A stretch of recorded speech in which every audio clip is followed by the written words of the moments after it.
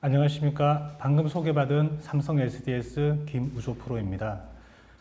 지난 8월 13일 한국산업진흥화협회에서 자리를 마련해 주셔서 저희가 디자이닝 더 퓨처 워크라고 하는 주제에서 저희 브리티 RPA, 삼성 SDS에서 개발해서 출시해서 판매하고 있는 RPA 솔루션에 대해서 소개를 드린 바가 있었고요. 그 당시 중견 제조기업에서 얼마만큼 잘 활용하고 계신지에 대해서 사례도 소개해 드린 바가 있습니다. 오늘은 그 이어지는 이야기로 과연 중견기업 입장에서 RPA 솔루션을 얼마만큼 잘 고민하고 검토하고 도입을 해야만 가장 효과적으로 기대치를 모실 수 있는지에 대해서 좀 설명을 드리고자 이 자리에 섰습니다. 그래서 설명을 시작하도록 하겠습니다. 오늘 드릴 말씀은 저희 삼성 SDS 브리티 RPA에 대해서 간략하게 한 번 더 언급을 드리고 RPA를 도입하기 위한 방법론, 그리고 그 도입을 하면서 저희들이 가지고 있던 사례들, 그리고 거기에 따른 실질적으로 고객들께서 RPA를 도입을 하실 때 조금 한 번 더 검토를 해보셨으면 하는 그런 내용들을 엮었습니다. 저희 삼성 SDS 브리티 RPA는 지난번에 8월달에 소개해드렸던 것처럼 그 고객들이 단순 반복적인 업무에서 벗어나서 보다 고차원적인 업무에 매진할 수 있도록 지원을 드리는 툴입니다. 지금 소개해드린 간략한 홍보 영상을 한번 보시겠습니다.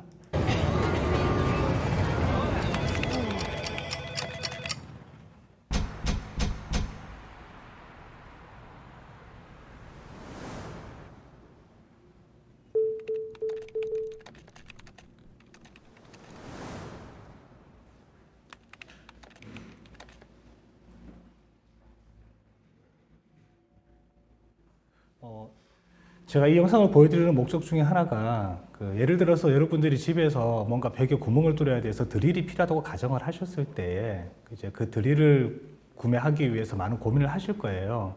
이게 콘크리트 재질의 벽에 구멍을 뚫어야 될지, 또는 뭐 목재로 되어 있는 벽에 구멍을 뚫어야 될지, 드릴이 유선 타입이 좋을지 무선 타입이 좋을지 다양한 검토들을 하시게 되는데, 정말 궁극적인 목적은 벽에다가 조그만 구멍을 하나 내는 것이 목적입니다. 마찬가지로 저희 솔루션뿐만 아니고 글로벌 이제 많은 RPA 솔루션들이 나와 있는데, 정말 필요로 하는 그 궁극적인 목적은 도입하시는 고객 여러분들이 업무 부담을 줄여서 보다 고차원적인 업무에 매진할 수 있도록 지원을 해드리는 것이라고 생각을 하고 있습니다. 저희 삼성 브리티 RPA는 단순한 RPA 자체만의 기능을 가지고 자동 업무를 진행을 하는 퓨어 RPA, 왼쪽 하단에 있는 로보틱 프로세스 오토메이션 컨셉에서 시작을 해서 계속 진화해 나가고 있고요. 챗봇이라든가 STT, OCR 등과 연계한 하이퍼 오토메이션, 그리고 궁극적으로는 머신러닝과 딥러닝과 결합한 형태의 코그니티브 오토메이션으로 진화해 나갈 예정으로 있습니다. 지난번에 언급해 드렸던 것처럼 저희 삼성 SDS 브리티 RPA는 국내 RPA 솔루션 중 유일하게 2년 연속으로 가트너에서 제공하고 있는 매직 쿼드런트에 등재가 되었습니다. 그리고 작년에는 굿 소프트웨어 그리고 소프트웨어 품질 대상을 수상한 바가 있습니다. 저희 솔루션 소개는 여기까지만 하고 지금부터는 RPA를 도입을 할 때에 필요한 방법론들에 대해서 설명을 드리겠습니다. 사실 많은 기업들이 대기업이든 중견기업이든 최근의 화두가 디지털 트랜스포메이션입니다. 그런데 RPA라고 하는 이런 서포트 툴 없는 상태에서 디지털 트랜스포메이션을 수행하시려고 하면은 사실 기간도 많이 걸리게 되고 여러 가지 봉착하는 어려움들이 있는데, 우선 보시는 것처럼 고객의 요구사항에 대해서 접수를 하고 거기에 관련되는 기반 프로세스들에 대해서 재설계를 하고 어떠한 부분들을 건드리는 게 좋을지 그런 부분들을 검토를 한 후에 궁극적으로 우리가 프로세스에 대해서 이노베이션을 해서 최종적인 결과물, 아웃풋을 얻는다고 가정을 하게 되면은 그 기간이 길게는 한 5년까지 소요가 될 여지가 있습니다. 근데 이게 RPA가 없는 상태에서는 모든 각각의 레거시 시스템이든 아니면 엔터프라이즈급의 시스템들을 다 하나하나 보면서 개혁을 해야 되는데, 이런 부분에 있어서는 사실 리스크가 많이 따르게 되고요. 그래서 그런 RPA를 가지고 RPA 도움을 받아서 이런 디지털 트랜스포메이션을 수행하시게 되면은 어떻게 보면은 기업 입장에서는 보다 검증된 솔루션을 기반으로 해서 기간을 줄여 나가면서 리스크를 해칭할 수 있는 그런 방법이 된다고 말씀을 드릴 수가 있습니다. 그러면은 이제 왜 RPA를 사용을 해야 하느냐 하는 부분에 있어서 크게 세 가지 꼭지로 말씀을 드리겠습니다. 우선 비용적인 면입니다.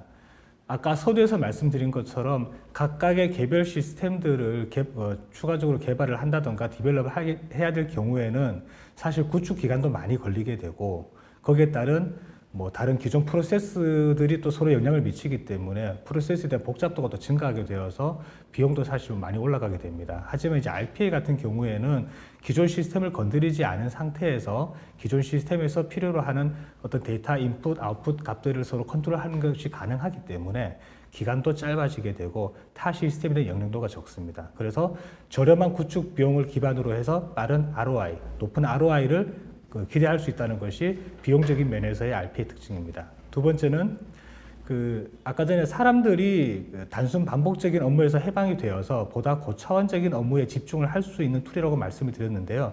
그렇게 되면은 기업 입장에서는 현재 이 기업을 위해서 일을 하고 있는 인력들에 대해서 인력을 조금 더 유연성 있게 재배치를 할 수 있고 고객들이 실질적으로 기업의 인력들이 내 업무를 함에 있어서 내가 정말 이런 단순 반복적인 업무를 하기 위해서 대학에서 그렇게 많은 공부를 해서 취업을 했느냐 하는 그런 일종의 그래서 불만 사항들을 좀 제거할 수 있는 여지가 됐다고 봅니다. 마지막으로 비즈니스 효과입니다. RPA는 룰에 기반해서 움직이기 때문에 사실 그동안 저희들이 목격하고 있던 휴먼 에러가 없습니다. 휴먼 에러 자체가 없기 때문에 안정적인 운영, 투명한 운영, 그리고 100% 정확한 결과값을 기대할 수 있습니다. 이런 부분에 있어서 기업 입장에서는 비즈니스 효과 면에서는 정확하고 효율성이 올라가고 확장성이 커지고 그리고 보다 경제적인 부분으로 RPA를 도입을 적극적으로 검토를 하고 있다고 보시면 될 것 같습니다. 여러분들이 많이 겪고 계시고 현재 기업에서도 많은 고민을 하고 계신 주 52시간제 부분입니다.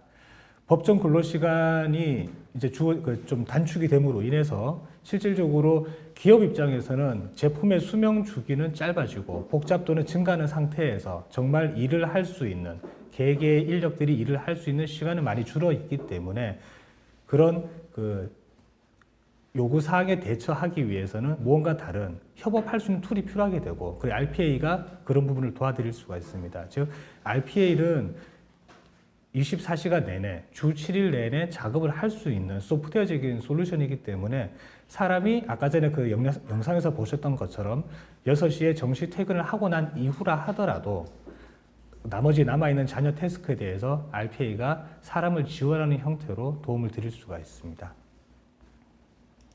자, 그러면은 이런 RPA를 이제 어떻게 도입을 할 것이냐.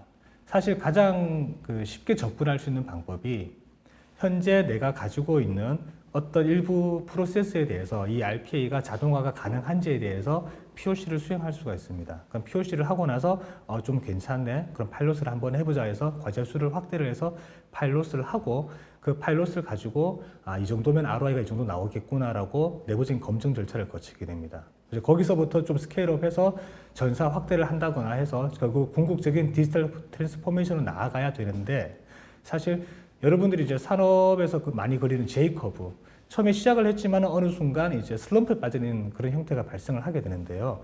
RPA도 마찬가지로 그런 위험성이 있습니다.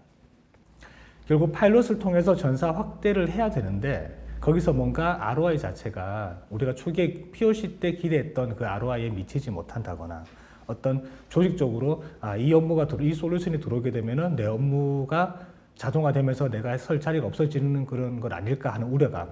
그리고 또 실질적으로 이 RPA라고 하는 자동화 업무를 전문적으로 전담해서 추진해야 할 조직이 없어서 전사 확대에 있어서 뭔가 키맨의 부재로 인해서 확대가 되지 못하는 그런 다양한 걸림돌이 발생하게 되는데 그런 걸림돌을 제거하기 위해서는 아래와 같은 어떤 부분에서 자동화 업무를 선택을 해야 하는지 그리고 그 선택된 RPA를 선택된 자동화 업무가 성공적으로 진행이 되기 위해서 어떤 부분들을 건드려야 하는지에 대해서 간략하게 설명을 드리겠습니다.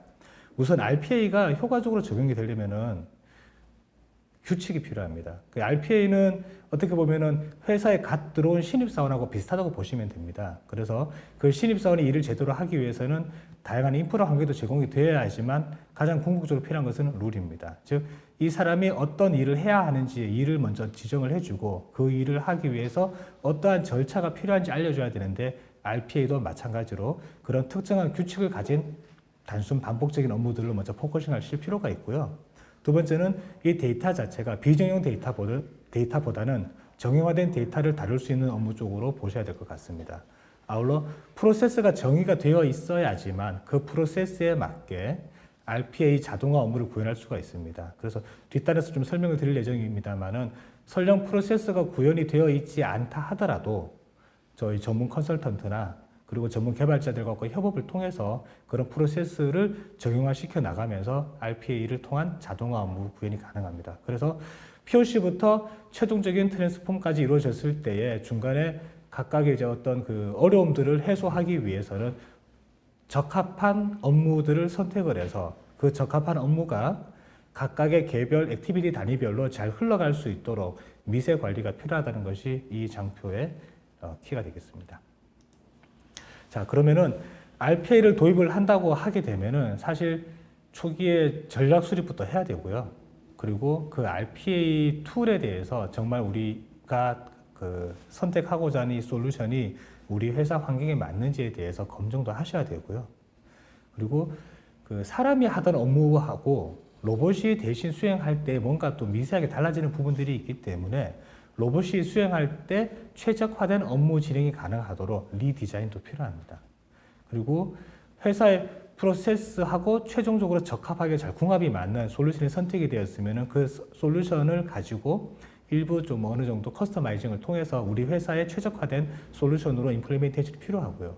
그렇게 해서 솔루션이 안정적으로 구축이 되었다고 하면은 이후에는 안정적인 운영 유지가 가능하도록 해야 되는데 사실 이 전략 수립부터 매니지드 서비스라고 하는 이 풀 라이프 사이클 기간을 놓고 보시면은 상당히 해야 하는 일도 많고 그리고 좀 뭔가 어려워 보이는 부분도 있습니다. 그래서 사실 이게 이런 부분에 있어서 현업의 담당자들께서 직접 모든 영역에 걸쳐서 다 하시기에는 상당히 부담이 되기 때문에 이런 부분에 대해서 저희들이 두려움과 불안, 어려움들을 해소시켜 드리기 위해서 존재를 하고 있다고 생각을 합니다.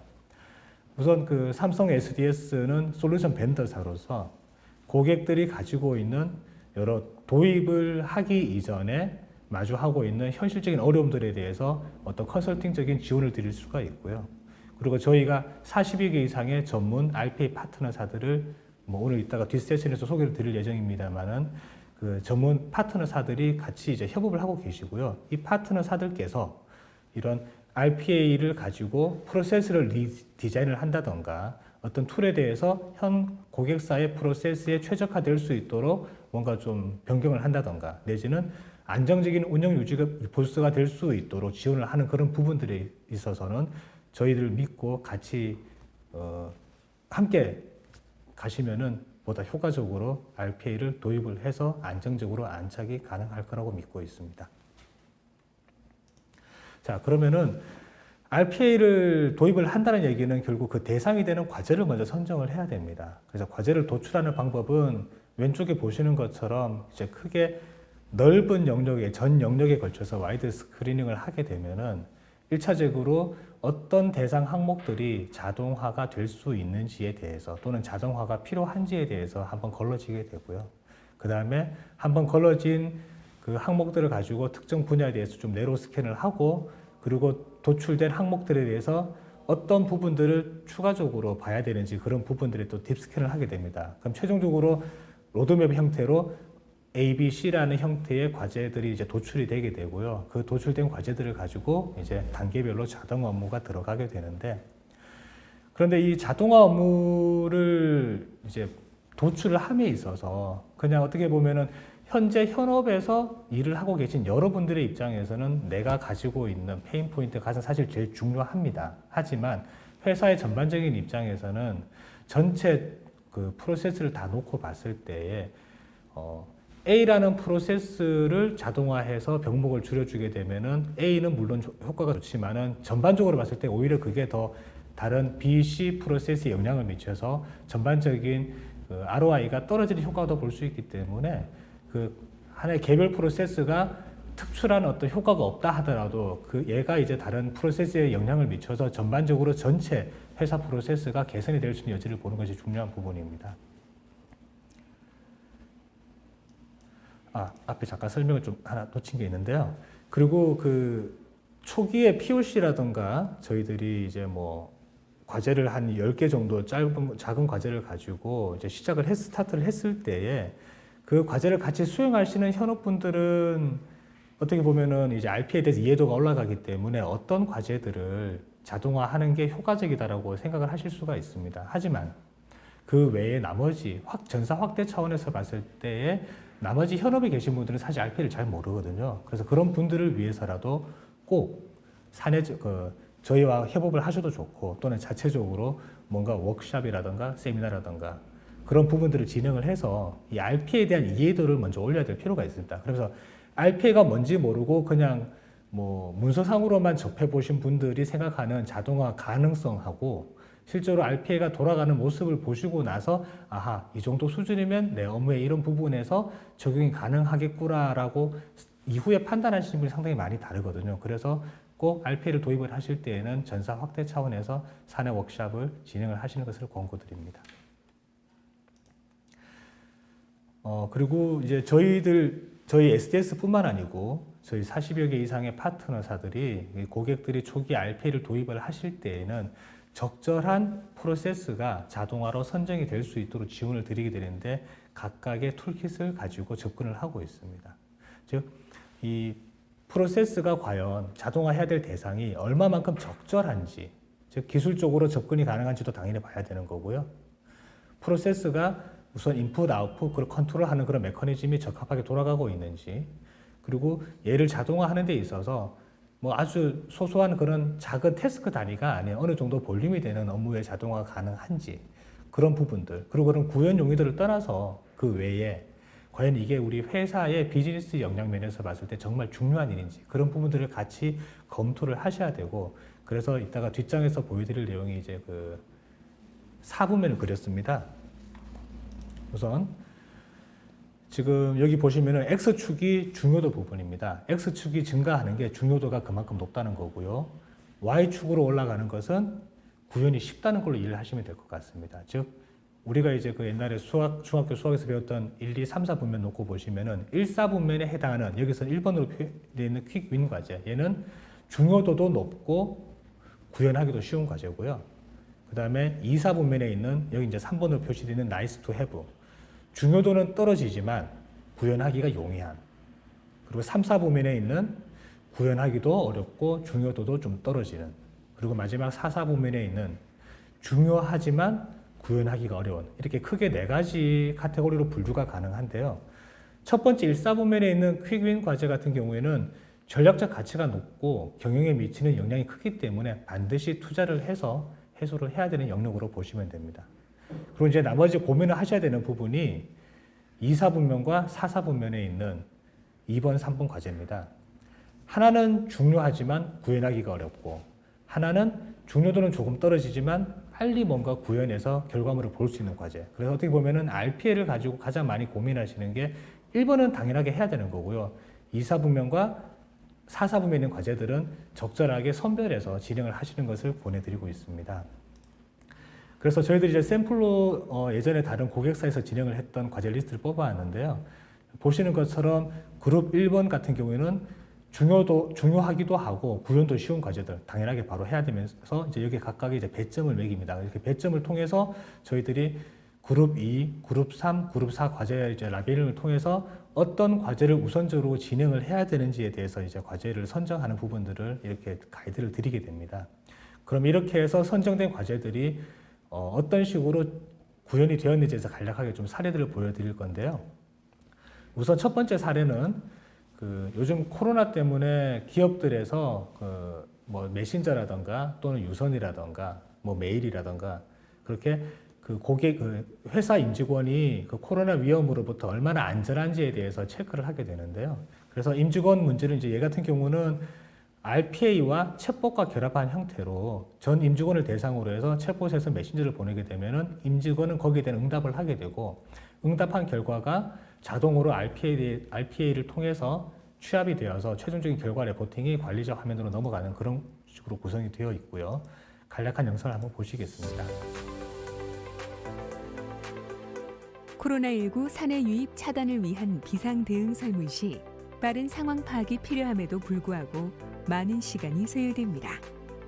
주중에는 문진표가 배포되고 취합되기까지 여러 단계를 거쳐야 하며 주말에는 SMS를 통해 자가 문진이 수동적으로 진행되어 연락이 오지 않은 임직원에 대해서는 상황 파악이 어렵습니다.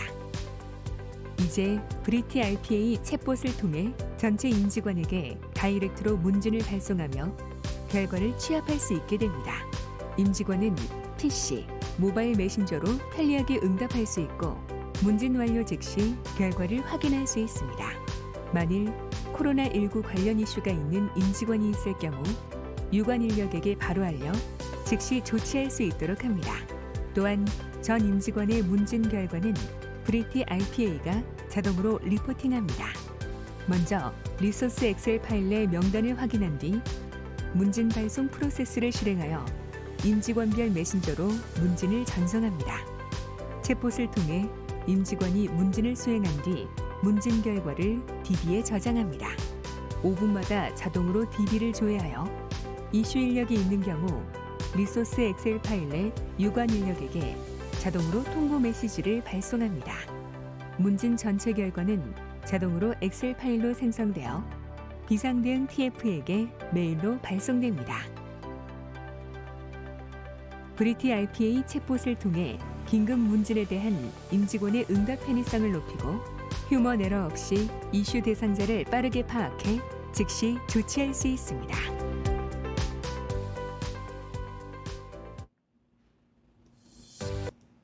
네, 그리고 두 번째 사례는 지금 오늘이 사실 이제 제조 쪽에 계신 분들이 좀 많으실 것 같아서 이제 사실 제조 영역을 좀 많이 갖고 오고 싶었습니다만은 제조뿐만 아니고 또 다른 산업 영역에서 오신 분들 계시고 해서 우선은 첫 번째 보여드렸던 이사 쪽 과제랑 지금 보여드리는 사업자 과세 유형 등록 이런 과제들은 이제 공통으로 쓰실 수 있는 과제라고 보시면 될 것 같고요. 뒤에 이제 3번, 4번 과제 같은 경우는 제조에서 많이 쓰시는 것 같은 과제로 좀 꾸며봤습니다.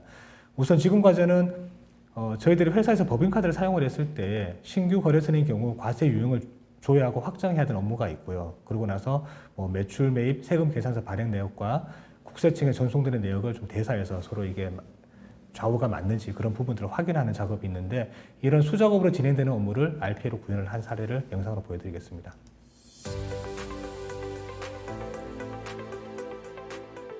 재무관리팀에서는 매일 법인카드 사용 내역을 확인하고 처리하고 있습니다.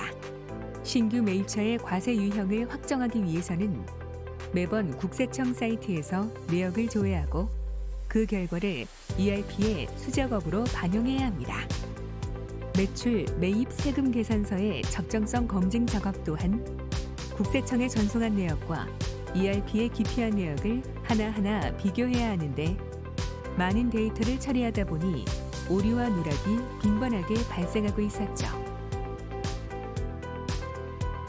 이제 브리티 RPA를 통해 신규 매입처의 과세 유형을 확정하는 업무와 세금 계산서 자료를 검증하는 업무를 자동화했습니다. 브리티 RPA는 국세청 홈택스와 SAP ERP에 접속하여 필요한 데이터를 자동으로 다운로드받고 데이터를 업데이트하거나 비교, 분석하는 작업을 자동으로 수행합니다. 신규 매입처 과세 유형 확정을 위해서 법인카드 사용 내역 중 매입처 과세 유형이 확정되지 않은 자료를 ERP에서 조회합니다. 이후 미확정 건의 사업자 등록 번호로 홈택스 사이트에서 사업자 등록 상태를 확인하고 확인된 데이터로 매입처의 사업자 유형을 ERP에 자동으로 반영합니다. 사람하고 똑같이 이런 이 작업들을 작업을 진행을 하고 신규 있습니다. 매입처 중 과세 유형이 확인되지 않은 모든 자료에 대해 반복 수행합니다. 매출 매입 세금 계산서의 적정성 검증을 위하여 홈택스에서 전월 세금 계산서 전체 내역을 추출합니다. 홈택스에서는 일회당 1000건의 내역만 다운로드 가능하므로 반복 작업을 통해 전체 자료를 다운로드 받습니다. 또한 ERP에서 전월 세금 계산서 발행 시에 기표했던 내역을 엑셀로 다운로드하여 홈택스의 세금 계산서 내역과 ERP 기표 내역의 기재사항이 일치하는지 자동으로 검증합니다. 이때 불일치 사항이 발생했을 경우 담당자에게 해당 내역을 통보합니다. 브리티 RPA를 통한 자동화로 단순 반복적인 세금 관련 업무를 효율화했습니다. 덕분에 브리티 RPA가 작동하는 동안 다른 업무에 매진하는 것이 가능해졌고 수작업으로 데이터를 검증할 때 발생하던 휴먼 에러를 방지하게 되었습니다.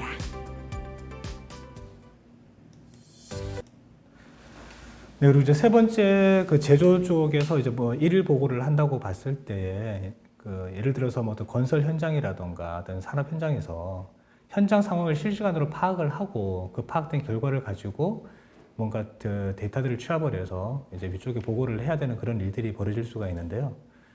현재는 뭐 예를 들어서 각 공사 외주를 주고 있다면은 각각의 외주사별로 해당하는 데이터들을 뽑아서 그것들을 다 이제 수기로 취합을 해가지고 그것들을 데일리로 누군가 이제 전문적인 사람이 그 위쪽에 보고를 하는 형식을 취하고 있다면은 이제 RPA와 이제 챗봇 또는 이제 RPA 메신저 결합을 통해서 그 각각의 해당하는 내용들을 다 취합을 자동으로 하고요. 그럼 거기에 따라서 추가적인 내용들을 뭐 어떤 프로젝트 하고 있는 지역의 어떤 날씨 정보라든가 여러 가지 기상 상황 정보 같은 것들을 같이 넣어서 이제 최종적으로 의사결정을 하시는 분들에게 데일리로 메일을 보내서 그것들이 취합 정리가 가능하도록 자동화 구성이 가능하고요.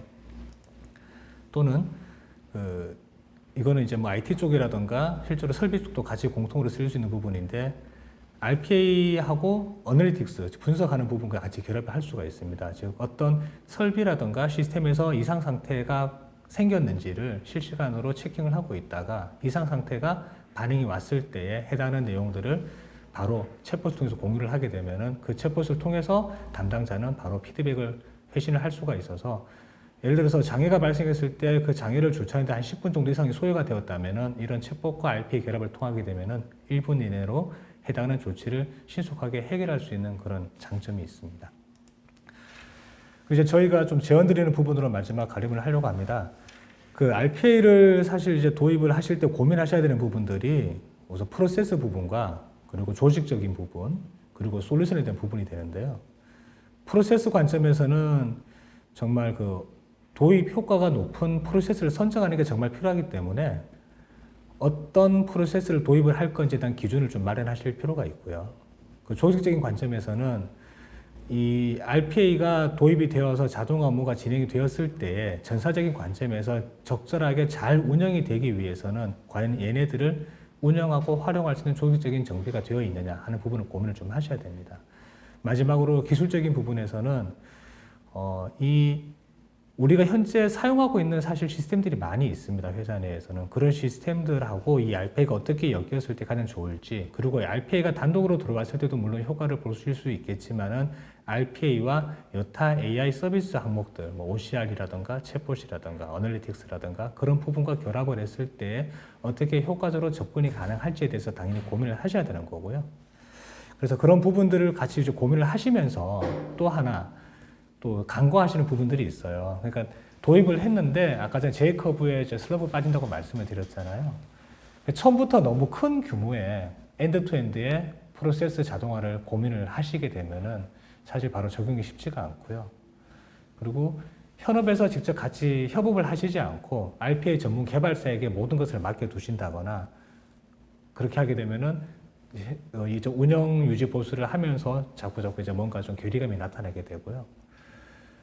또는 RPA를 이제 도입을 했는데 실질적으로 그 RPA를 관리하거나 다른 타 시스템과 연결을 해야 하는 그런 업무를 담당하는 IT 조직들이 좀 이제 협업이 늦어진다든가 하는 그런 여러 가지 문제들이 RPA를 도입을 했을 때에 고객들이 지속적으로 좀 놓치는 그런 부분들이 되는 것 같습니다. 그래서 이런 부분들도 같이 고민을 하시면서 RPA가 효과적으로 도입이 될 수 있도록 봐주시면 좋을 것 같습니다. 그리고 이제 마지막 장표인데요. 저희 그 브리티 RPA가 최근에 이렇게 그 네이버에서 브리티 RPA로 검색을 하시게 되면은 이벤트 참여하기가 나오는데요. 그 이벤트 참여하기에서 첫 번째 이벤트는 이제 이 솔루션의 의미 무엇인지를 넣는 부분이 있고요. 두 번째 이거 보시면은 저희 그 무료 테스트 트라이얼 버전을 사용하실 수 있도록 가이드를 드리고 있습니다. 그래서 이런 부분들 잊지 마시고 꼭 한번 테스트해 봐 주시면 좋겠고요. 그리고 아까 서두에서 사회자분이 말씀을 해 주셨었는데요. 저희 전체 세션이 다 끝나고 나서 저희가 설문조사를 해서 한 20분 정도 추첨을 통해서 커피 쿠폰을 드리고 있으니 적극적인 설문조사해 주시면 감사하겠습니다. 지난 세션 때는 사실 제가 그 이메일 주소나 전화번호 연락처를 남겨놓지 않아가지고 그렇게 많이 연락을 좀 못 받았습니다. 그래서 오늘은 제가 말미에 제 이름, 제 연락처, 이메일 다 넣어놨으니까요. 보시고 연락을 주시면은 추가적으로 궁금하신 부분들 언제든지 해결을 해드리겠습니다. 네, 감사합니다.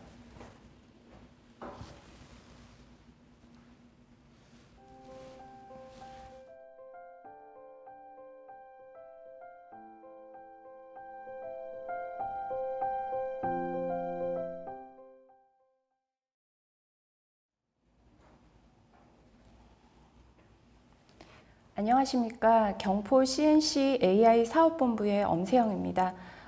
경포 CNC라는 기업에 대해서 간단히 좀 소개를 드리면 저희 20년 정도 된 기업으로 금융 SI 그리고 공공 SI 사업본부와 현재는 2018년도부터 AI 사업본부의 그 RPA와 챗봇, AICR 그리고 빅데이터를 기반으로 지금 조직이 많이 활성화되어 있습니다.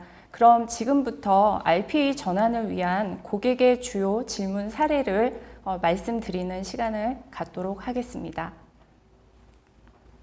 네, 첫 번째 질문입니다. 실제 중견, 중소 기업이 RPA를 많이 도입하고 있나요? 인터넷 뉴스를 보면 대기업이나 공공기관들의 도입 사례 위주인데 이 RPA 도입 가격이 비싸서 중견, 중소 기업이 도입을 못하는 것은 아닌가요? 네, 해당하는 질문에 대한 좀 답변 장표를 좀 준비를 해 보았습니다. 국내에 RPA라는 용어가 소개되기 시작한 것은 2016년 무렵 정도 됩니다. 글로벌 회계 컨설팅 업체들이 RPA 개념과 기업이 RPA를 도입했을 때의 장점이 소개되기 시작하면서 지난 5년간 금융 고객사를 대상으로 국내에서도 가파르게 RPA 보급률이 올라가고 있는데요. 이 처음에 RPA라는 용어가 태생한 유럽 시장에서부터 미국, 일본 시장 등을 거쳐 이 우리나라에 랜딩하기까지 RPA는 각 국가의 노동시간 단축 제도와 필연적인 관계를 가져왔습니다. 국내에도 2018년 300명 이상의 기업, 그리고 이제 2020년도에는 50명 이상, 그리고 2021년에는 5명 이상, 이 기업의 순서로 주 52시간 제도가 적용이 되면서 대기업에 이어 중견, 중소기업으로도 이제 해당 제도가 적용되기 시작하면서 이에 따른 RPA 보급률도 같이 상승하고 있는 형태였죠. 예, 이렇게 금융사에서부터 시작된 RPA 도입은 주 52시간제를 우선 적용하는 대기업과 공공기관들로부터 먼저 사례가 나온 것이군 이 RPA 도입 가격이 큰 영향을 주고 있다고는 볼 수 없어요. 예, 실제 지난 5년간 RPA를 도입한 기업의 형태수를 따진다면 대기업의 수치보다는 중견, 중소기업의 도입 수치가 높을 것입니다. 다만 RPA 도입 가격에 대한 선입견이 있을 수 있는데요. 대기업의 경우 기업 규모가 크기 때문에 도입 범위가 클 수밖에 없습니다. 그래서 중견, 중소기업의 투자 비용 그대로를 받아들이기에는 무리가 있습니다. 시장 확대를 위해 이 RPA 벤더들이 중견, 중소기업용 이 솔루션을 내놓으면서 삼성 브리티 RPA 또한 가성비 좋은 라이트 버전의 상품도 제공하고 있습니다. 여기서 RPA를 도입하는 데 수반되는 비용 항목을 살펴보면 크게 4가지로 나뉠 수가 있습니다. 지금 보시는 이제 장표에 대한 부분인데요. 라이센스 비용, 하드웨어 비용, 그리고 구축 비용, 유지보수 비용으로 나눌 수 있습니다. 먼저 RPA에 사용되는 이 하드웨어는 최신의 이 노트북에서도 무리 없이 자동화된 업무 처리가 가능합니다. 그래서 고가의 서버를 구매하지 않아도 되는 상황이고요. RPA 라이센스 구매 비용의 경우 연간 구독 방식을 선택할 수 있어서 처음부터 큰 비용을 들여서 구매를 하지 않아도 되기 때문입니다. 그래서 합리적인 RPA 여정의 시작을 할 수 있습니다. RPA 구축 비용의 경우 자동화하고자 하는 업무 범위에 따라 구축 비용의 차이가 있을 수 있는데요. 전문 업체로부터 납득할 수 있는 수준의 시장 공급 용역 서비스에 대한 금액을 제한받으실 수 있습니다. 마지막으로 RPA 유지보수 비용의 경우에는 처음 RPA를 시작하시는 고객분들이 좀 간과할 수 있는 부분인데요. 이 유지보수에 드는 비용이 항목에서 연간 구독 방식을 채택하신 고객분들은 이 소프트웨어 유지보수 비용은 포함되어 있다고 보면 될 것 같습니다. 그래서 주된 RPA 유지보수의 비용의 그 유지 관리를 위한 인력 비용 부분을 어떻게 가져가야 할지에 대해서 생각을 꼭 하셔야 합니다. 내부 인력을 양성하는 것을 추천드리지만 현실적으로 내부 인력의 운영이 좀 어려울 수도 있습니다. 그런 경우에는 전문 업체에게 서비스를 이용하시는 것을 권장드립니다. 대기업들의 어떤 RPA의 도입 사례 결과를 통해서 RPA 로봇 소프트웨어의 사용이 이 기업의 비용 절감에 분명한 영향을 주고 있다는 것을 입증해 주고 있는데요. 이제 문제는 대기업에 비해 어려운 인력난을 겪고 있는 중견, 중소기업에 이 RPA와 같은 디지털 워커 적용을 중견, 중소기업 고객과 함께 성공적으로 적용해 나가는 일이 많이 남았습니다. 네, 다음은 두 번째 질문인데요. 경쟁 업체에서는 재무 업무에 RPA를 도입했다고 하는데 RPA는 주로 재무 업무에 특화된 솔루션인가요? 경쟁 기업들이 실질적으로 적용한 업무 분야의 구체적 사례를 좀 알고 싶습니다. 네, 두 번째 그 장표 이제 질문에 대한 장표고요. 일단 제가 좀 디테일하게 하나하나 좀 설명을 좀 드리도록 하겠습니다. RPA를 도입하시는 고객사에서 공통적으로 좀 가장 많이 적용하시는 업무가 재무 분야 쪽이에요. 예, 그러다 보니까 재무 업무에 특화된 솔루션인 거지 특화된 솔루션은 아닙니다. 예, 그래서 재무 업무의 경우 어느 기업에서나 공통적으로 들어가는 업무이기 때문에 적용하기에는 아주 유리하고 매우 구조적인 업무들이 많기 때문입니다. 초기에 RPA 구형 과제로 포함하여 좀 진행하는 편입니다. 보통 이 RPA를 첫 프로젝트에서는 기업 내의 여러 업무 분야에서 대표성을 갖는 업무 선정을 주로 하게 되는데요.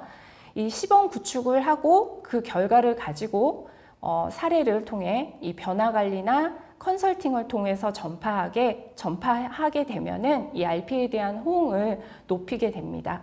그렇게 하고 난 후에는 2차, 3차 이렇게 후속 과제를 발굴하게 되죠. 보통 이러한 형태로 RPA 프로젝트를 진행하는 편이고요. 이 과정에서 재무 업무 비중이 큰 기업의 경우에는 재무 업무만 별도로 2차 RPA 프로젝트를 진행하는 사례도 있습니다.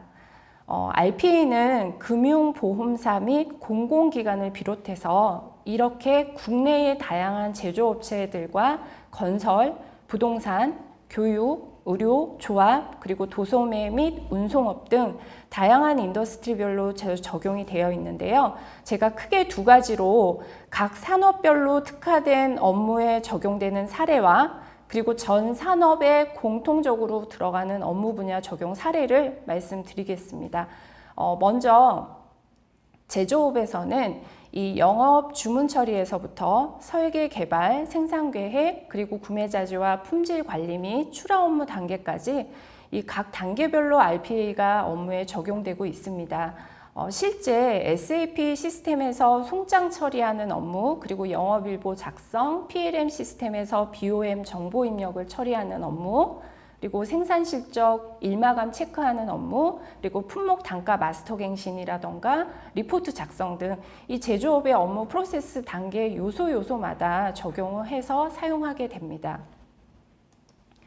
건설사에서는 외주 협력사 신규 등록, 서류 접수, 그리고 하도급 업체의 견적 취합, 보증서 검토 및 데이터 입력, 보증 업무 처리, 현장 경영 보고서 작성, 그리고 안전교육 실시 보고서, 그리고 건설사 같은 경우에는 현장 업무에도 RPA가 적용되는 케이스가 있습니다. 검칙 사전 대지 작성 등 이런 현장 업무에도 RPA가 적용되고 있다는 점입니다.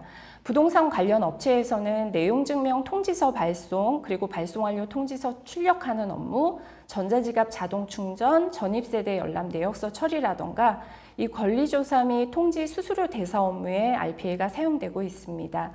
의료기관의 간단한 사례로는요. 이 코로나나 독감 백신 접종을 하는 환자 정보를 이 질병관리본부의 통합 그 관리 시스템에 등록을 해야 합니다. 근데 이 사항을 접종자가 많다 보니까 사실 중소병원에서는 이걸 한 달에 몰아서 간호사들이 저녁에 야근을 하면서 이 작업을 하게 되죠. 그래서 이렇게 처리하는 건수들이 2만 건이 넘게 됩니다. 그래서 이런 것들도 RPA가 며칠 만에 처리를 끝낸 경우가 있습니다. 운송업체에서는 포딩 선박 도착 예정일을 알려준다던가 택배 과태료 미처리 건의 지점에 공지를 한다던가 그리고 물류센터 운송장 자동 출력 그리고 운영 내역 및 배차 일보 작성 그리고 다채널 주문 자동 접수 계약서 법무 검토에 이 RPA를 사용하고 있습니다. 이 외에 사실 정말 많은 업무들이 있는데요. 산업별 공통 업무로는 대표적으로는 법인카드 전표 처리하는 업무, 그리고 홈택스에서 세금 계산서 업무 처리, 그리고 온라인 시장조사 자동화, 그리고 일보, 월보 이렇게 RPA가 가장 잘하는 일은 데이터를 등록하고 대사하고 가공하는 일입니다. 보고서 작성이나 공유 등 매우 다양한 사례에 적용이 되고 있습니다. 네, 세 번째 질문인데요. RPA를 이용해서 스캔된 문서 이미지로부터 데이터를 추출해서 엑셀에 기록하거나 처리할 수 있을까요? 연애 계약 관련 업무로 25만 건 정도 PDF 관련 문서 확인을 통한 업무 처리를 하는데 자동화 처리를 하면 유용할 것 같습니다. 네. 결론부터 말씀을 좀 드리면 이 스캔된 문서 이미지에서 데이터를 추출해가지고 RPA가 사용하는 것은 가능합니다. 네. 다만 이러한 처리를 위해서 RPA와 함께 OCR이라는 문자 추출 프로그램과 필요할 경우에는 AI적인 기능을 겸비한 프로그램을 이용해서 처리를 하게 됩니다. RPA는 구조화된 정형적인 업무를 좀 처리하는 데 특화되어 있습니다. 그래서 구조적 정형 데이터를 처리하는 것이 이 비정형 데이터를 처리하는 업무에 비해 개발 생산성이 매우 높은 편입니다. 이런 정형 데이터의 취급 업무들은 주로 사용하시는 기업 내에 ERP와 같은 프로그램들에서 이미 많은 자동화 프로세스로 구현이 되어 있을 건데요. RPA가 활용되는 업무의 유형들 중에는 사람이 수작업으로 할 수밖에 없는 구조적인 업무 처리를 이 RPA에 요청을 하고 구현하는 많은 사례들을 볼 수 있습니다. 하지만 이 기업 내의 많은 핵심 업무가 비정형 데이터로부터 시작되거나 비정형 데이터를 건네받아서 이 일처리를 처리해야 되는 경우가 많습니다. 가령 공공 같은 경우에는 민원인 신분증 스캔 이미지 그리고 민원 녹취 파일을 들 수 있고요. 산업 분야에서는 설계 도면, 의료에서는 의료 차트, 그리고 진단서 및 신청서, 그리고 진료비 계산서 등과 같은 스캔 이미지와 같은 문서들이 있을 수 있어요. 질문 주신 분의 어떠한 사례와 같이 산업 내에 공통된 계약서, 신청서 등과 같이 스캔된 이미지 형태가 이 업무에서 흔히 볼 수 있는 비정형 데이터에 속하게 됩니다. 그럼 이런 비정형 데이터를 취급하는 업무 형태를 살펴보면 이미지 문서로부터 사람의 눈을 통해 필요한 위치의 데이터를 찾은 후에 이 데이터를 프로그램 등에 키타이핑하여 입력하는 순서로 처리를 하고 있습니다. RPA는 비교적 단순한 시스템이기 때문에 이 인풋 데이터를 제공하면 등록된 시나리오대로 이제 구현을 하게 됩니다. 그 결과에 따라서 성공이냐 실패냐 이런 결과를 제공해 주는 게 프로그램입니다. RPA. 그러면 사람의 눈이나 귀 그리고 뇌와 같은 판단 처리를 하기 위해서는 이 RPA 프로그램만으로는 처리되지 못합니다. 사람의 눈을 대신하는 건 OCR이라는 솔루션을 이용해서 해당하는 데이터의 위치를 찾아내고 뇌와 같이 필요한 데이터가 제대로 들어왔는지 맞는지를 판단하기 위한 AI적인 기능을 추가로 활용해서 데이터를 추출한 다음에 RPA가 사람의 손을 대신해서 프로그램의 키타이핑 처리를 할 수 있게 됩니다.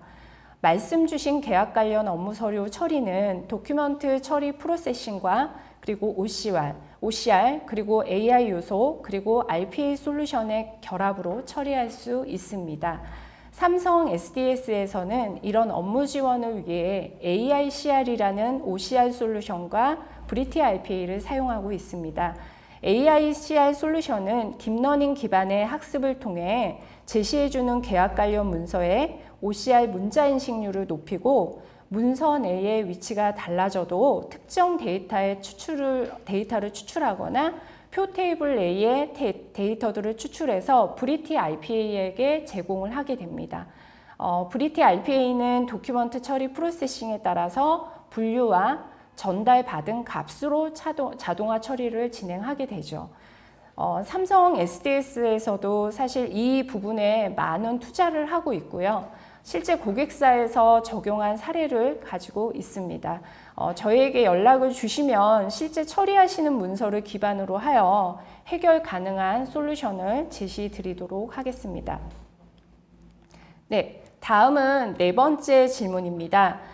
도입을 위해 알아보니 해외 솔루션과 다양한 국내 RPA 솔루션들이 있는데 솔루션이나 업체를 선택하는 기준이 있는지 궁금하며 중견 중소기업이 삼성 SDS RPA 제품을 선택해야 하는 특별한 이유가 있을까요? 네, 그 해당하는 질문에 대한 답변을 좀 드리면 일단 RPA 도입을 위해서는 가장 중요한 거는 솔루션과 구축 업체를 선택하는 겁니다. 이 RPA 솔루션의 기능이나 호환성 그리고 품질을 충분히 검토하지 못하고 도입할 경우에는 이 불안정한 개발과 운영을 도입하지 않느니만 못한 경우가 발생할 수 있어요. 이 구축 업체의 구현 역량이 부족해서 유지보수성이 떨어지는 개발로 인한 추가 비용이 발생할 수도 있고요. 멀티벤더로 가서 추가 투자를 해야 하는 상황이 발생될 수도 있습니다. RPA 제품의 연구 개발에 투자가 약한 제품은 기능의 확장성을 보장받기 어려울 수도 있습니다. 그렇게 되면 기업이 추가로 제품을 도입해야 하는 이중 투자라는 악재가 발생할 수도 있습니다. 실제 삼성 SDS 브리티 RPA 제품으로 재구축을 하신 고객사들도 다수 만나볼 수 있었어요. 국내 RPA가 적극적으로 소개되기 시작하던 2017년, 18년도에는 이 RPA 솔루션을 도입 검증하기 위한 기능 POC 검증이 많이 이루어졌습니다. POC를 통해서 RPA 솔루션이 이 기업 업무 프로그램을 잘 인식하고 안정적으로 처리할 수 있는지를 여러 RPA 솔루션으로 검증하는 일이었습니다.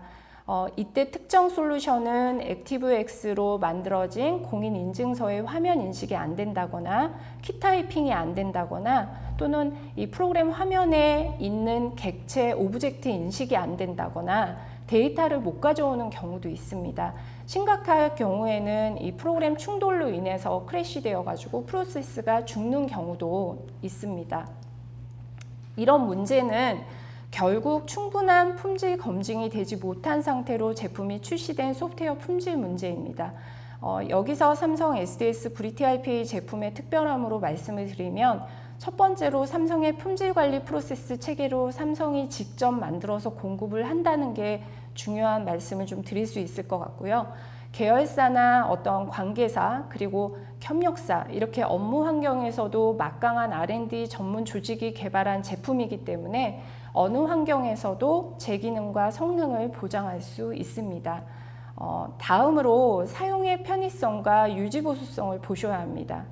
RPA 개발 도구가 직관적인 인터페이스를 제공해서 IT 비전공자도 사용할 수 있는 수준인지 개발자 수준에서 사용하는 솔루션인지 RPA가 이 적용 확대나 유지 보수에 영향을 줄 수 있습니다.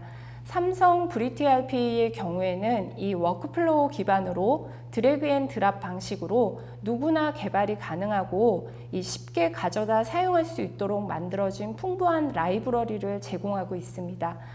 기업의 어떠한 현장에 IT 비전공 현업 담당자 분들도 몇 시간의 교육을 통해 직접 개발할 수 있는 정도의 제품입니다. 한 가지 사례를 말씀드리면 비용만을 고려하여 비교적 저렴한 RPA 솔루션을 도입한 고객이 기능이 부족하고 사용하기가 어려워서 결국에 구축 이후에 비싼 유지 운영 비용을 또 지불하고 그런 여러 고객사들을 좀 볼 수 있었는데요. 이 같은 문제가 발생되지 않으려면 솔루션과 구축 업체의 선택 시에는 이 레퍼런스, 즉 납품 실적에 대한 확인과 책임을 다할 수 있는 업체인지 업체의 규모를 보시는 것도 중요한 요소입니다. RPA 솔루션을 평가할 수 있는 세부적인 평가 매트릭스가 있는데요. 이 솔루션 제안 업체에 요청하시면 우리 회사에 맞는 실정의 이 객관적인 평가표를 준비하실 수 있습니다. 제가 네 번째 좀 그 평가표 항목을 먼저 보여드리면 이 평가 항목과 상세 평가 지표가 있습니다. 그래서 솔루션 기능, 프로세스 구현 역량, 그리고 기존의 이제 기술 발전 가능성, 유지 보수 용이성, 제가 지금까지 말씀드렸던 사용자 편의성, 이렇게 이제 상세 평가 지표를 받아보실 수 있습니다. 네, 5번째 질문입니다. RPA를 도입한 기업에서 가장 큰 애로사항으로 만들어 두었던 업무 시나리오가 자동 실행될 때 예외사항이나 단순 업무 변경이 있게 되어도 자동 실행 실패가 발생하여 운영에 어려움이 있다고 하는데 이에 대한 자세한 소개와 해결할 방법이 있다면 제시 부탁드립니다. 네, 5번째 질문에 대한 장표인데요. 일단 RPA를 이용한 구현과 이 구동 방식에 이해하실 때는 가장 쉽게는 매크로를 떠올리실 수 있어요. 근데 그렇다고 RPA가 매크로라는 것은 아닙니다. RPA와 매크로의 차이는 이 RPA의 경우에는 매크로보다 매우 향상된 기술의 소프트웨어로 윈도우 어플리케이션의 객체와 속성 인식으로 어플리케이션을 핸들링해서 자동화 구현을 하게 되죠.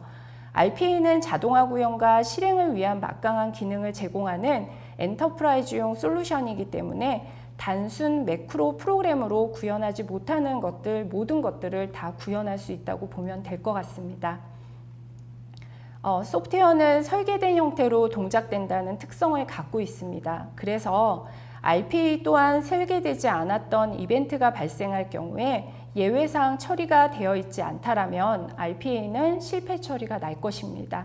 실제 운영을 하다 보면 구현 당시에 나오지 않았던 업무 절차에 의한 실패, 그리고 데이터에 의한 실패, 그리고 팝업 창의 발생, 그리고 스크롤바가 갑자기 발생되거나 주기적인 계정 암호 변경 얼럿창이 뜬다거나 화면 변경, 그리고 시스템 자체의 어떠한 장애 현상, 이런 여러 가지 예외 사항들이 발생될 수 있어서 다양한 실패 현상들을 맞이하게 됩니다.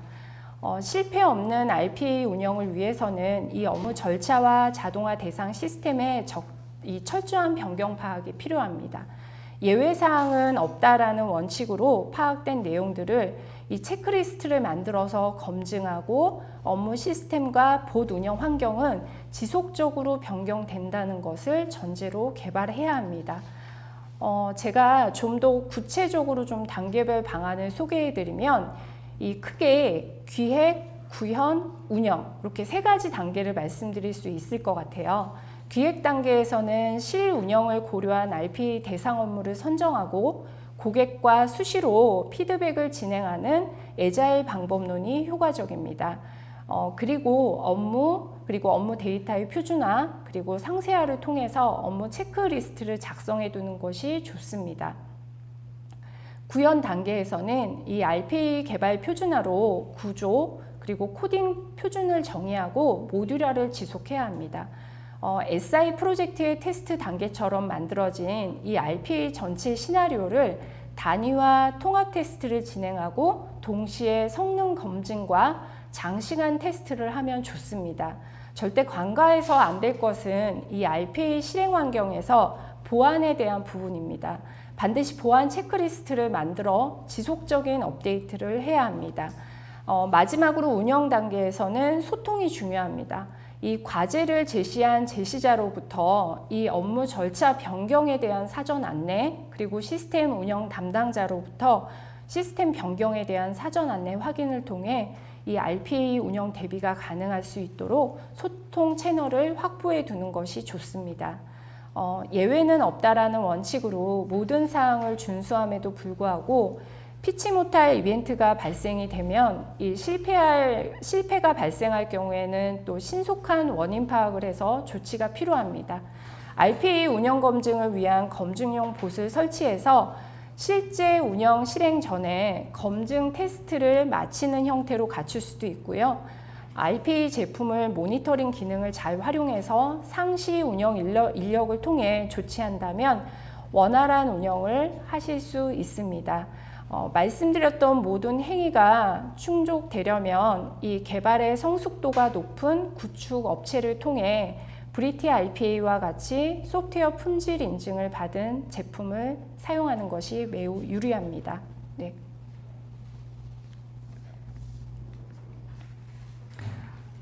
여섯 번째 질문입니다. 저희는 고객 데이터를 취급하는 부서입니다. RPA의 민감 데이터 취급을 맡겨도 되는지 보안부서와 협의 과정에서 어려움을 좀 겪고 있습니다. 여러 회사에서 이런 경우가 있을 것 같은데요. 이런 경우 보안부서를 설득할 수 있는 방안이 있을까요? 네, 해당하는 장표는 일단 이제 보안 항목 및 대책에 따른 이 장표 부분입니다. 이제는 이 RPA를 지칭하기를 디지털 워커라는 개념으로들 이렇게 말을 하고 있는데요. IT 업무 시스템과 사람 간의 불합리한 어떠한 일처리 간극을 RPA를 이용해서 해소해가지고 비생산적이고 비부가적인 일들을 RPA에 맡기고 시스템, 사람, 로봇이 구성된 스마트 업무 환경을 만들어 1인 1봇 지원하는 이 시대를 개막을 앞두고 있습니다. 실제 직원이 입사하거나 외주업체 직원이 들어오면 보안 서약서를 작성하게 되는데요. 이 보안부서의 입장에서는 민감 데이터를 취급하는 RPA PC에서 어떠한 보안 위협이 발생할 수 있을지 점검이 필요합니다. 그래서 RPA 구축 전후로는 이 보안팀과 협력해서 보안 예방을 하시는 것이 RPA 추진팀 입장에서도 매우 좋은 일일 것입니다. 우선 시스템 도입 시 보안팀에서 제시하는 제시하는 보안성 검토에 따른 체크 항목 이 세부 내역을 토대로 RPA 시스템의 대응책을 제시할 필요가 있습니다. 보안적으로 이 요구하는 항목들은 통상 기술, 프로세스, 권한과 책임으로 나뉘어질 수 있는데요. 삼성 브리티 RPA는 256비트 이상의 암호화 기법 처리, 그리고 SSL 통신 처리, 이렇게 대부분의 기술적인 보안 요구 사항을 충족하고 있습니다. 프로세스와 관련된 정보보호 관리 계획, 그리고 사용자 인증, 접근 권한 통제, 그리고 입출력 및 로그 관리, 취약점 조치와 같이 이렇게 여러 정책적인 보안의 항목들은 RPA 구축 설계 시에 반영하여 이 개발 운영 시에 손쉽게 운영하실 수 있습니다. RPA의 민감 데이터를 파일 자체로 전달받아서 업무 처리를 할 경우에는 이 해당 민감 데이터는 암호화된 형태로 전달받게 됩니다. 그럼 이 RPA PC에서 복호화하여 업무 처리하고 나서는 파일 자체를 영구적으로도 삭제할 수 있는 방법을 취하게 되죠. RPA에 남는 텍스트 로그나 화면에 어떠한 캡처 로그가 있다면 이 로그 또한 남기지 않을 수 있습니다. 보다 간편하게는 파일을 주고받지 않고 암호화로 적용된 API 형태로 처리할 수 있는 방법을 사용할 수도 있습니다. 간혹 고객사의 보안 프로그램으로 인해 RPA 구현이 안 되는 경우도 있습니다. 이런 경우 보안 정책을 미적용할지에 대한 정책적인 결정이 필요합니다. 사실 이러한 결정에 있어서 무엇이 우선이냐라고 놓고 본다면 RPA 업무 적용으로 인한 업무 처리 효과보다는 보안이 우선이라고 말씀드릴 수 있을 것 같아요. 하지만 이런 경우에도 보안팀과의 협의를 통해 물리적인 보안까지 강한 이 특정 기업은 RPA 전용 룸을 만들어서 RPA 봇 PC 인가된 사용자만 접근할 수 있도록 하는 구축한 사례도 있습니다. 현재 많은 기업들이 RPA를 도입하면서 보안 부분을 크게 염두하지 않고 어떠한 도입의 성과로만 좀 구축한 기업들이 많은데요. 보안에 있어서 권장해드리는 방법은 이 RPA 도입 시에 보안성 검토를 진행하시고 이 RPA에 적용하는 개별 업무마다 보안팀의 의견을 받아 보안 조치를 하시기 바랍니다.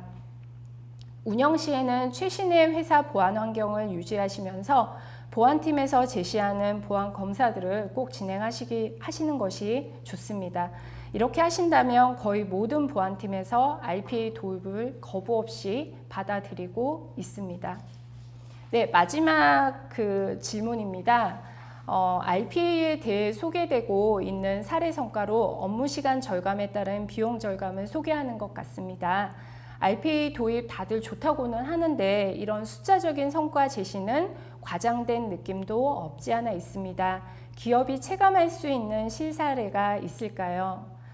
네, 일단 제가 좀 사례를 몇 가지 좀 가져와 봤는데요. 일단은 RPA의 이 경우에는 투자 대비 정량적인 투자 결과치를 얻을 수 있는 방법으로 기존에 사람이 하던 업무 처리 시간을 RPA가 대체해서 업무 절감 시간과 기업의 시간당 평균 비용을 곱하면 환산이 가능합니다. 기업마다 당연히 투자 금액이 다르기 때문에 RPA에 적용한 범위와 그리고 평균 비용이 다르기 때문에 평가는 좀 자체적일 수밖에 없습니다. 다만 RPA를 도입하고 다들 좋다고 하는 말은 실제 사용자의 체감으로 이 RPA를 구축 안 한 기업은 있어도 한 번만 도입한 기업은 없다. 이러한 말처럼 1차, 2차, 3차 이렇게 프로젝트가 이어지는 경우가 많은데요. 왜 그러면 다 좋다고들 하는 것일까요? 저희가 실제 현장에서 오는 피드백 몇 가지를 소개해 드리겠습니다. 지난 몇 년간 제가 RPA 쪽에 이제 이 사업을 하면서 한 기업의 담당자분은 아침에 출근해서 업무 처리 결과가 이제 메일로 딱 들어와 있으니까 우렁각시 같다라고 말을 하는 경우도 있었습니다. 월말마다 시스템 응답이 느리거나 대량 조회 시 다운되어 가지고 이 마감 작업 시에 잔업 근무를 하고 있던 담당자분께서 직접 말씀해 주신 사례입니다. 다음은 이제 솔루션 기반의 IT 서비스 업종에 있는 한 중소기업 대표자분께서 매월 처리되는 많은 양의 어떠한 계산서 처리인데요. 이런 후속 작업들로 인해서 사무직원들의 근속 연수가 좀 많이 짧아지다 보니까 인력 운영에 어려움이 생기게 된 거죠. 그래서 RPA 도입이 6개월이 지난 지금 이제 이직률이 확실하게 줄었다라는 도입 성과를 말씀도 주셨습니다. 중소기업의 경우에는 영업부서에서 일하는 한 대리님, 이제 모 대리님은 이 IT팀의 프로그램 개선 사항을 요청을 여러 번 해서 회의를 진행을 계속했지만 실제 그 회의만 계속되었지 반영은 제대로 되지 않았다는 거죠. 그래서 RPA를 구축해가지고 2주 내에 빠르게 적용을 해서 좀 잘 사용하고 있다라는 의견도 주셨습니다. 제가 요거는 이제 마지막으로 기업이 체감할 수 있는 RPA 도입의 효과적인 어떠한 방법을 한 가지 소개해드리면 회사에서 외주의 도급 비용이 나갈 거예요. 근데 그 계약건들을 한번 점검해 보시면 좀 좋을 것 같아요. 한 전자상거래 업체에서는 이 자사의 쇼핑몰에 매일같이 상품 전시되는 세팅하는 업무를 외주 업체와 계약을 하여 이 처리하던 비용을 RPA로 도입을 해서 기존의 계약 금액을 반으로 줄인 케이스입니다. 위 사례들 말고도 여러 가지 긍정적인 피드백으로 RPA가 도입되면서 고객 서비스의 시간의 연장과 그리고 직원의 수작업의 감소에 따른 직원의 만족도 향상, 그리고 기존의 엄두도 내지 못했던 미뤄뒀던 어떠한 미처리된 업무들, 그리고 부서 간의 업무 처리 시간이 좀 단축된 사례, 이런 실질적인 작업 처리의 에러율의 감소와 같이 긍정적인 피드백이 많은 것이 RPA 솔루션입니다. 저희가 지금까지 RPA 구축을 통해 본 바로는 이 RPA 솔루션이 회사에 있는 것과 없는 것은 매우 극명한 차이가 있다고 말씀드릴 수 있을 것 같아요. RPA가 있는데 불편하고 힘든 일을 계속 사람이 할 것인가 아니면 RPA에게 맡길 것인가 라는 질문을 던진다라면 저는 RPA에게 좀 맡기지 않을까 싶습니다. 기업이 체감할 수 있는 실질적인 체감 효과 외에도 RPA는 회사 전체 업무 프로세스 사이사이를 자동화 처리로 이어주는 역할도 하면서 비즈니스 성과를 극대화할 수 있는 지원 도구입니다. 네, 여기까지 일단 RPA 전환을 위한 주요 질문들에 대한 답변을 좀 드렸습니다. 네, 감사합니다.